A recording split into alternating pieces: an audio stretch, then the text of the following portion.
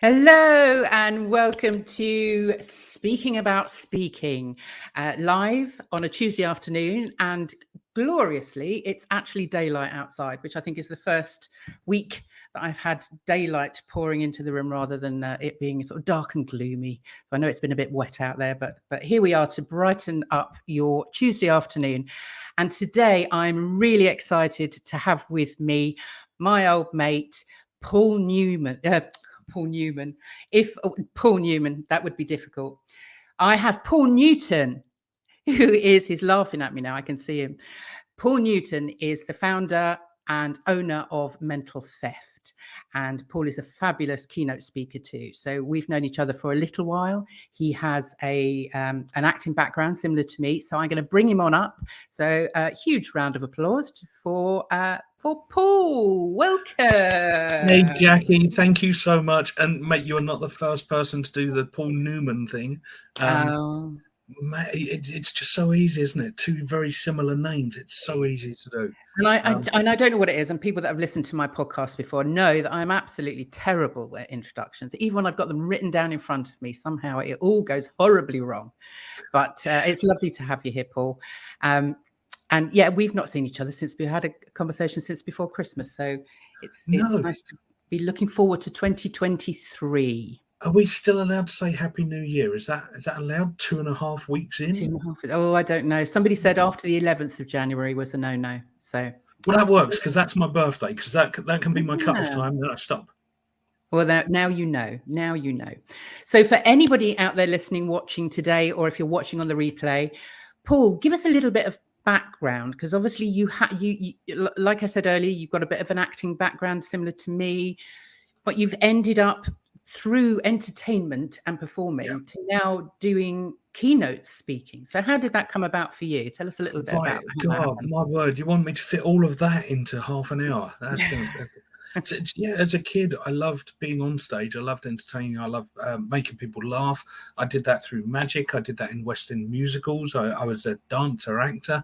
If you see my physique, I'm not a dancer anymore. On my word, it was nuts and amazing, but I cannot keep up with any of that now.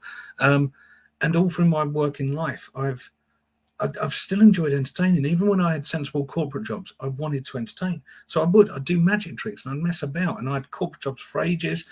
And then 14 and a bit years ago, my daughter was born. I had a corporate job and I was doing magic on the side. I turned around to my wife. We were coming into the 2008 recession, and it was hitting quite hard. And I turned around to my wife and said, look, I'm going to have to quit the magic so I can be more of a dad. I can't handle not seeing our little baby. It's fine when it's just the two of us, but now there's this baby involved and I want to be around. And my wife told me I was nuts. She told me not to quit the magic. She said that she had more faith in the magic than she did in any proper job. And she told me to quit my job because then I could work for 2 days a week and be around for 5 days a week. So I did. We had enough money to stack to make that chance. We went for it. I built the magic stuff up even further. It did very well. I've been a happy jobbing magician for 10 years or so.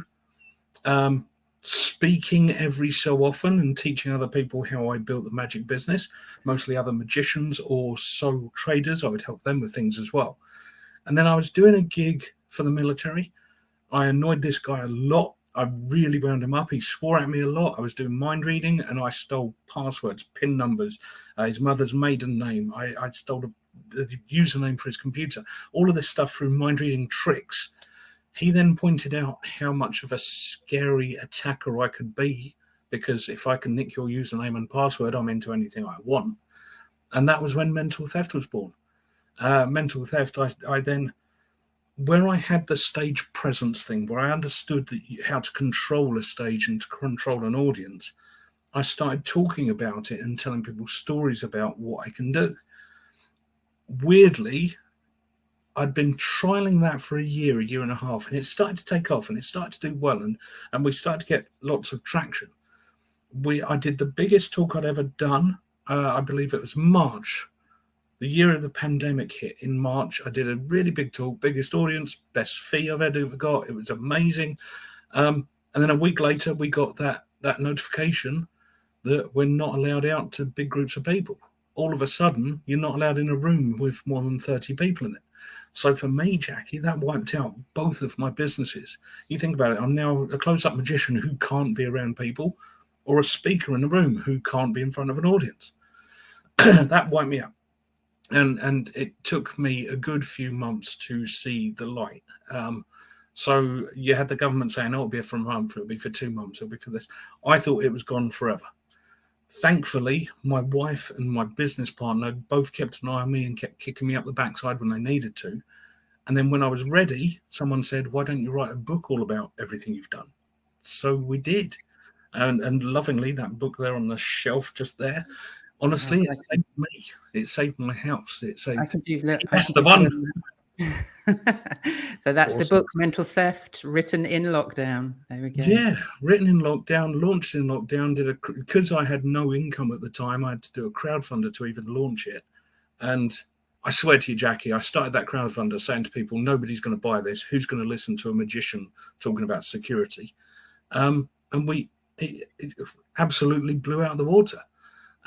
We had I needed £2,000 to scrape through. I had a target of £4,000. We ended up hitting nearly £7,000 on this crowdfunder. Wow. So that was enough to launch the book worldwide in a way that I was really proud of it. And when it did launch, December 2020, it went on general sale to the public, and it then hit loads of bestseller lists all over the place, which again confused the hell out of me, because I'm sat there thinking, why? But it worked. That then led to people asking me if I could do talks online via Zoom, via StreamYard, via other platforms. And obviously I said, yeah, I'm an entertainer who's been shut in his house. Yeah, let me out. And it worked. So because of Zoom, I've spoken in Australia, America, Dubai. Now we've come out of lockdown. I've traveled to Stockholm in Sweden. I've back out traveling in the UK as a speaker on the cybersecurity subject. And I don't get me wrong here, Jackie, it takes work. Okay, it really does take work, and it takes focus, and it takes having people around you that probably believe in you more than you believe in yourself. Considering I'm an entertainer, I don't think I have much of an ego. Okay. But thankfully, I've got some amazing people around me who push me. Yeah. And when I think I can't do it, they'll put me into the weird situation and just go, thrive, do it. Go do your thing, make them happy. And then I walk away with event organizers going, that was perfect, that was spot on. And I'm like, I was just being me. Okay, as long as you're happy, I'm good. So you've had it's been quite a different way of arriving at the kind of the speaking profession, which is what you are now. Do you think that if it hadn't have been for obviously I'm going back to the military man, sort of obviously being a bit scared that you could possibly get in and upset some international, cyber security going on. So from there, the mental theft stuff is the whole kind of passwords and stuff. I don't know where I'm going with this, but I think I'm just trying to find out that journey and whether the fact that you wrote the book was the reason that you got into professional speaking, whether you would have taken that step without the book, and whether as a speaker, talking to whoever may be watching this, do you need a book to get on to be asked to be a speaker? Right. I can happily answer that one. Good. The speaking was the focus. Okay. So the mental theft, the cybersecurity, and the fact that I can stand on stage and steal a password from somebody while I'm in front of those people. I know no one in the room, and I can nick the password of the CEO who sat there surrounded by his trusted people. Okay. The fact that I can do that means that as a speaker, you've not only got a story you can tell, you've then also got something that will snap attention. Okay. Now think about it. I'm always looking at this from the point of view of an entertainer. Okay. I don't look at it as the point of view of a speaker. I look at it from the point of view of as an entertainer. I want all of those people to be entertained, to be enthralled, and to walk away learning something. that's what does it for me. The speaking bit was always going to be the focus. We found my niche, and it's something I love, and I can use magic tricks and mind reading to emphasize that teaching. The book, we kind of put it on a back shelf. We kind of said, yeah, we'll get around to it if we ever have time. And I wouldn't have. Okay. Like I just said, we had my best fee and biggest audience that we'd ever had. And that was the trajectory we were already going on. If we hadn't been locked down, I don't know if the book would have happened. But the speaking stuff was already working. Okay. The book, however, if you were somebody who's thinking about getting into speaking and you were saying, I want to do this and you need a few things behind you. You need some assets that prove your value and prove your knowledge. Now, I can honestly say to you that now the book is the best move I could have ever done. So it wasn't on the plan. It wasn't part of the idea. It was going to be there if we had time, but that wasn't a priority. And then weirdly, the world got involved, locked me down for a while, and made me make different choices. You're the reason it happened. Yeah. It's all because of you. It's all because of me just so and that you could write that book. Yeah. Honestly, that book is the best business card you could ever have. Because I know for a fact that there's now a lot of corporations who have looked me up, they've looked at what I've done, then they've gone and bought the book to read the book, and then they contact me to book me as a speaker. Yeah. It makes sense. It does. It does. Absolutely. Just before we move on to what I want to talk about next, how do you take people's usernames? How do you do that? I can't tell you. The magic circle will send ninjas after me or something. A variety of ways. I'm a very cheeky boy, and I will get away with whatever I can. But yeah, I use very clever magician's techniques to get what I want. Yeah. I mean, I can't tell you. No, I knew you wouldn't. I knew. I was trying. I was thinking maybe you'd just slip up there. Maybe you will slip up one day. Yeah. So yeah, we've got a couple of people listening. Fab. We've got Yellow Tuxedo. So the legends. Fab to see you two today. A great end to this Tuesday. Fabulous. We've also got my lovely sister Lisa, who is probably sitting with my dad in a pile of boxes as they've just moved today. So I feel for you. I've just done the moving thing. I'm so sorry. Yeah. Sit down, have a cup of tea whenever you can. Yeah, we're going over there with fish and chips later. So, I'm coming to your house. So back on the so if you are somebody that has written a book, but you are maybe an introvert, you're not, the book is the reason. It's not about the speaking, but in order to get your book promoted, what advice would you give to somebody that has a book to promote but doesn't necessarily have the experience of being an entertainer or being trained in that way? What would you say to them? See, that's a tough one, but I do know quite a few introverts who have written books and been very successful with them. Okay, what I would first off do is find one of those people who are similar to you and get advice from them, because they're going to help you more than I am. Number two, I'm going to use my background in psychology. We can all cheat for a little while. Okay, now I'm going to be careful on that. We all have a type. We all have a personality that we want to be in and we want to relax in, because that's us. Okay, and that's what you should do. You should do everything you can to be yourself. Every so often, you can push your boundaries, push yourself to come on a nice podcast with someone. You can do a nice live with someone like Jackie, and she can help you with these things.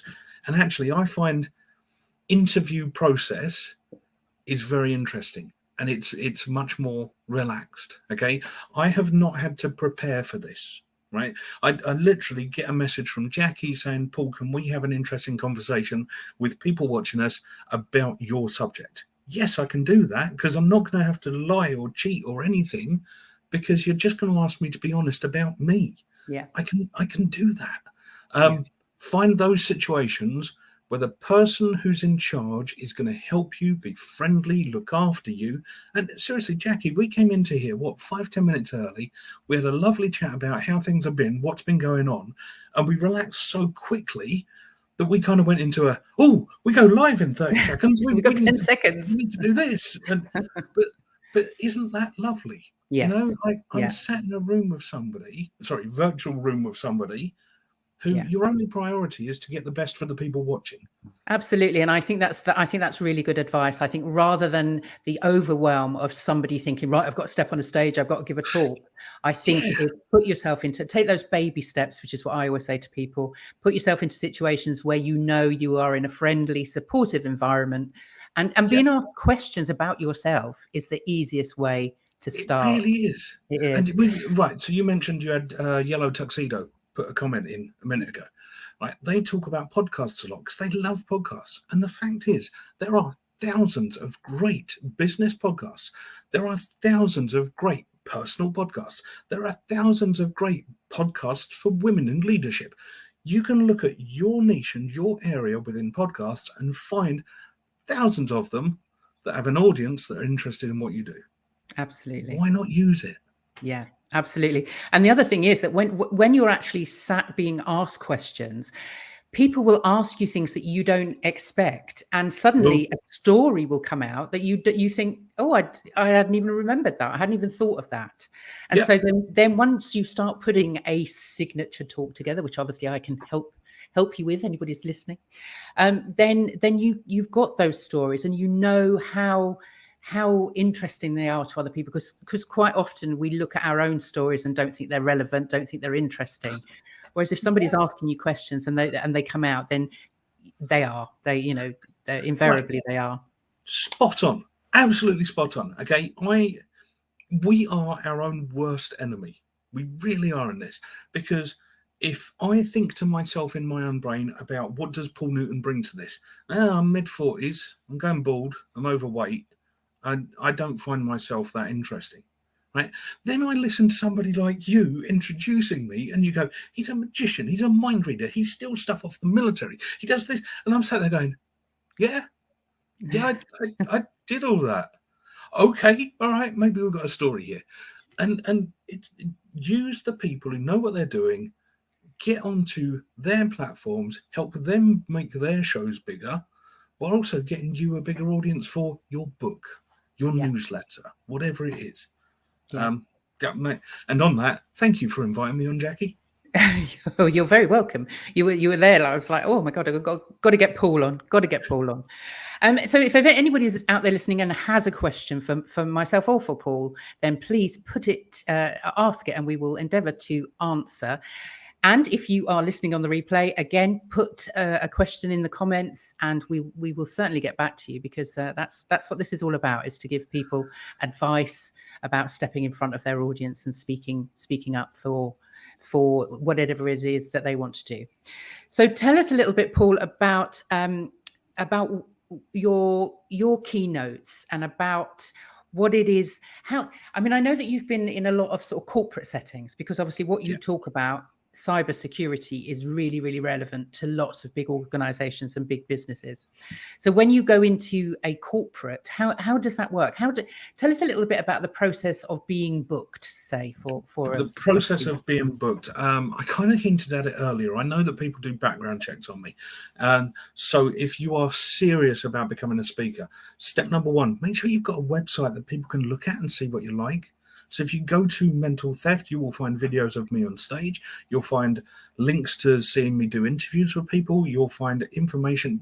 We're even putting a video up where me and Jesse just chat about why people book me, okay? Because those bookers, their questions are going through their head, but they don't want to ring you up and ask you. Why not just hand them the information?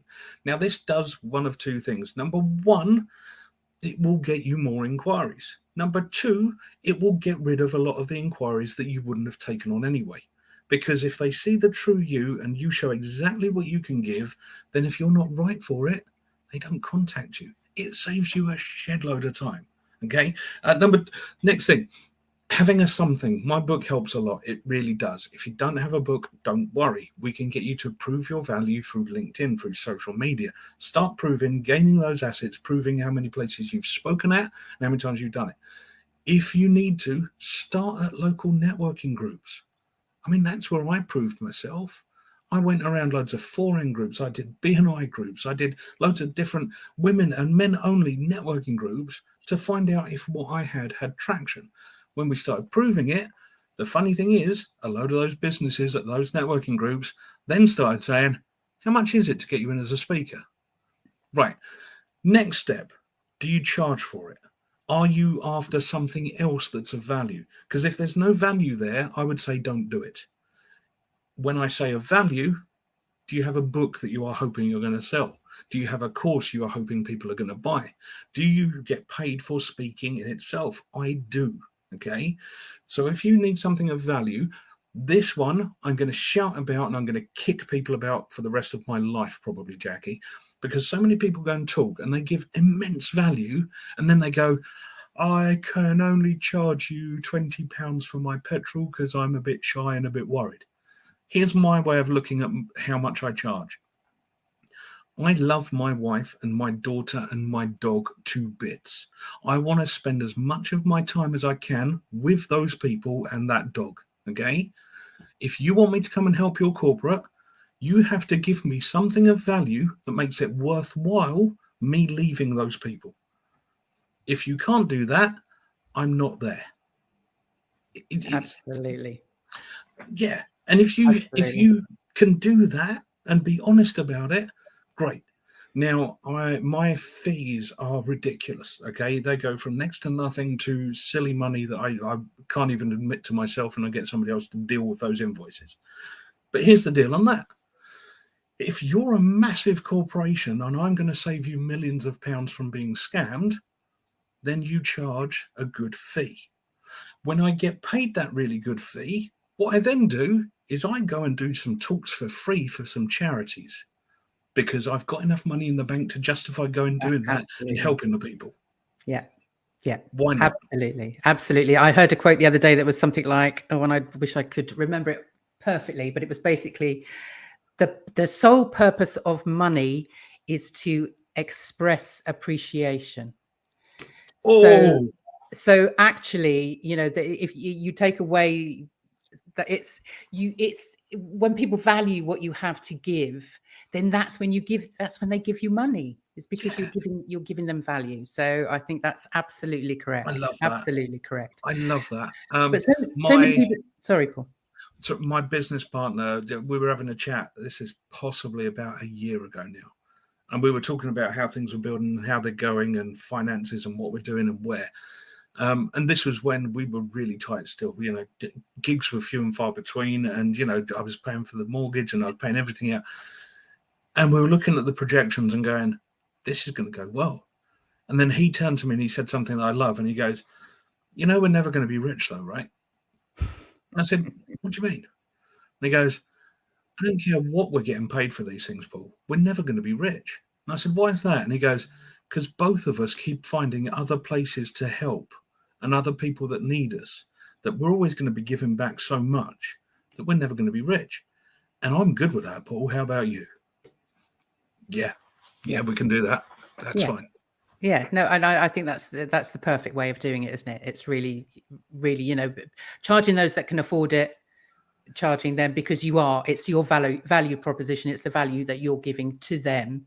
Yeah. And then you can go off and do the charity things, which I think is just perfect. Don't tell too many people this, okay? But I love doing a talk for a women's institute. Oh, it's just so funny.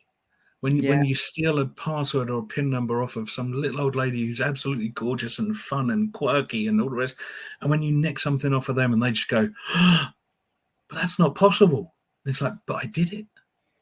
And then you start teaching them how to make their own cyber lives more secure. And seriously, I know I've stopped quite a few little old ladies from getting scammed. And that's what really does it. Good. I mean, I know there's at least one person listening to us today that's had something like similar happen to them. So yeah, anybody that you can help, that's great. I'm assuming this is Alan or Emily has said, haha, great cake at the WI always. This might explain the size of me these days. They do There really you good go. tea and cake. Brilliant. Let me ask you the question then, because you have been in lots of conferences where there are more than one speaker. You're not the only speaker. There's sort of other people going on. And this is the question that I ask all of my speaking about speaking is, what makes a good speaker good and a bad speaker suck? Right. I'm gonna go entertainer on you here. A great speaker has a story. If you can enthrall somebody with a story and draw that story for them, it's so much more powerful if somebody can walk away seeing the story in their own mind's eye. Okay. I like to entertain people. I love to tell stories, and if I can draw them into the story and get them on my side, I love that, and it works every time. A great speaker I watched many years ago at a big conference was a guy called Jeff Birch. He wrote a book as well, and I can't think of the name of the book now, but he told this story about a shepherd and how he got his sheep looked after. And I can remember just looking around this conference and seeing thousands of people who were there. They could feel it. They were right there. You want to look at business speakers, then if you want to look at a business speaker, I want to be listening to somebody who's gone through it. I want to listen to somebody who's gone through the mill and actually done the things that they're trying to help you with. If you want to look at bad speakers, I hate it when somebody just tries to sell and sell and sell from stage. Stop it. Give value. Give these people some amazing value that they can walk away with, and yeah, then they end up in your heart rather than just a contact in your phone. Tell a story. Find an amazing story. Yeah, it's amazing, isn't it? Because over the last couple of years that I've been really doing this, the amount of people that sort of say, "Well, why tell a story? Why would anybody want to hear a story?" Or how, I'm at a business conference. Why would I tell a story? What's it got to do with me? And actually, it's just so important. And and they will know once they've seen a speaker that doesn't have a story. They'll understand why you need. Oh, Jackie, when I researched for mental theft, I went to see as many cybersecurity experts as I could. And so many of them are talking about zeros and ones and dashes in programming and how many gigabits a firewall has got. I don't even know what a gigabit is. And most of the people listening to them didn't have a clue what they were talking about. No. And I remember seeing people in the audience falling asleep. And I just kind of looked around and went, is this my competition? I can do this. Yeah. I can make this fun, and we can have a laugh, and we can get people to learn. Yes, absolutely. Because people won't go away remembering the data. I mean, obviously, if you've got a data heavy talk that you need to do for your work, then obviously you need to put some of that in there, but put it in with some story, make it engaging. That's what people will go away remembering. The talk I had to do in Stockholm, end of last year, it was for 200 people who were all IT experts, okay? And there was the intelligence in that room was sky high. I mean, I walked into that room going, oh, this is going to be tough. This is going to be possibly the scariest audience I've ever seen, okay? And every talk was dry. At the end of every talk, there was always the polite, well done, lovely. I got on, they gave me 20 minutes, and they said, look, Paul, we've got you here because we've seen what you can do to audiences.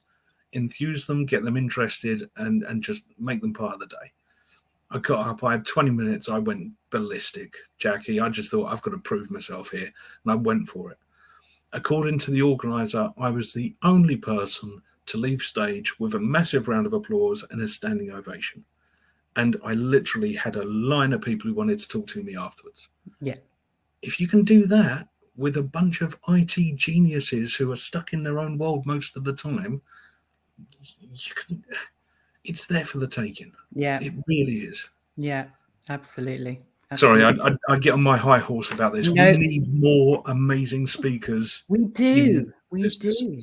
Absolutely. Absolutely. We are just about to run out of time, so we're going to wrap up very, very quickly. But I have Sorry. to say, if anybody's got a question, quickly put it in the comments. But we've got Lisa with us, we've got Alan and Emily, we've got Maureen. Hello, Maureen, and and bless Yellow Tuxedo. You're both so easy to listen to, scribbling notes down here. So I love that. Love that.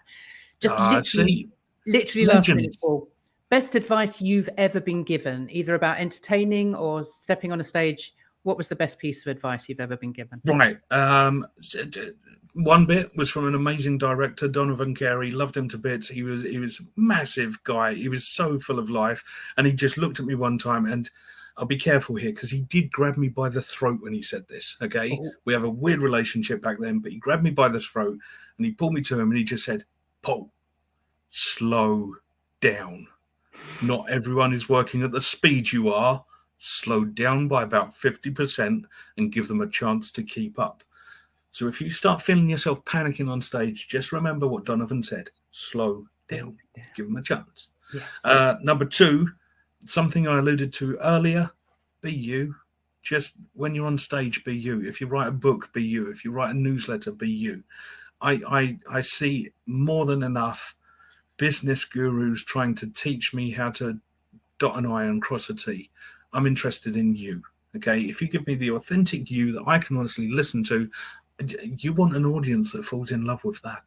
Yeah, absolutely. Couldn't agree more. That was perfect. Perfect way to round this up. I'm just going to very quickly show everybody your that's your website, mentaltheft.co.uk. So if you want to know any more about Paul, then go find him there. And I should, in all fairness, have my own up there as well, which is powertospeak.co.uk. So you can find me there.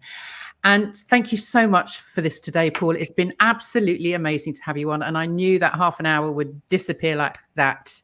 It's scary, isn't it? And it has. But this Speaking About Speaking is an opportunity for people. It's not like a regular podcast. I'm going to have people back. We're going to have questions. I'm going to have panels. So this will grow and develop. So you will certainly be back if you are happy to. Hold on. Are you saying, would I like to sit down with one of my favorite people in the world and chat and have a cup of tea? Yes. Fabulous. Oh, that's brilliant. Brilliant. I'm gonna wrap it up here. Say thank you very much. I will put everything, all that we've talked about, any names or whatever, in show notes. This will go out obviously onto all of those platforms, and I will upload it to an audio so people can listen to it. So if you've got any questions, then in the replay, then do put them, and we'll get back to you. But thank you, Paul. Thank you so much, Jackie. You're welcome. Bye.